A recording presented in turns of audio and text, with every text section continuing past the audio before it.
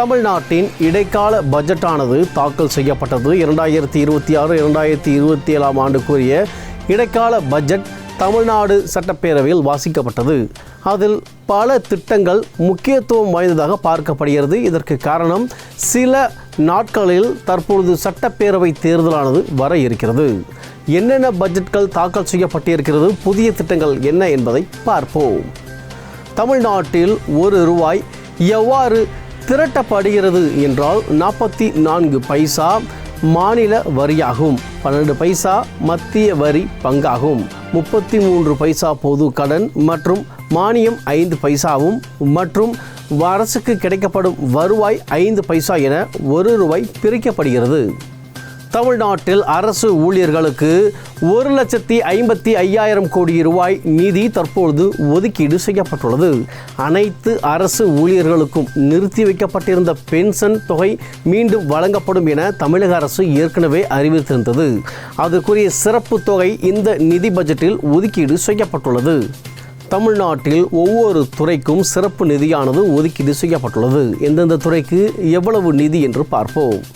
நகராட்சி திட்டங்களுக்கு சுமார் ₹29,000 கோடி ஒதுக்கீடு செய்யப்பட்டுள்ளது. இவை அனைத்தும் நகராட்சி நிர்வாகத்துக்கான ஒதுக்கீடாகும். சுகாதாரத்துறைக்கு ₹22,000 கோடி ஒதுக்கீடு செய்யப்பட்டுள்ளது. தமிழ்நாட்டில் அரசு அறிமுகம் செய்ய இருக்கும் சிறப்பு திட்டங்களுக்காக ₹17,000 கோடி ஒதுக்கீடு செய்யப்பட்டுள்ளது. தொழிலாளர் நலன் துறைக்கு ₹2,000 கோடி பிற்படுத்தப்பட்டோர் மிகவும் பிற்படுத்தப்பட்டோருக்கு ₹1,600 கோடி அந்த துறைக்கு ஒதுக்கீடு செய்யப்பட்டுள்ளது. மேலுமாக மாற்றுத்திறனாளிகள் துறைக்கு ₹1,500 கோடி ஒதுக்கீடு.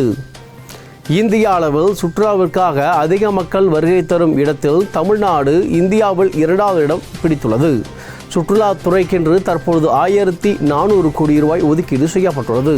இளைஞர்கள் நலன் மற்றும் விளையாட்டுத் துறைக்காக ₹700 கோடி, ஐடி துறைக்கு ₹220 கோடி, நதிநீர் துறைகளுக்கு ₹375 கோடி இந்த இடைக்கால பட்ஜெட்டில் நிதி ஒதுக்கீடு செய்யப்பட்டுள்ளது.